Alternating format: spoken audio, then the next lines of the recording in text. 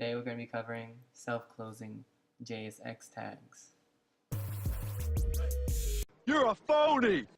Alright, self-closing JSX tags. So this is a pretty simple HTML concept. So we're just going to get a rundown of the outputs. We're going to need the constant JSX to return a div element. That div should contain a BR tag, and the div should contain an HR tag as well. And alright, we're going to go into the code now.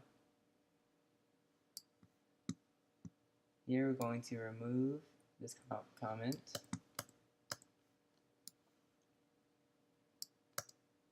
We have the div returning.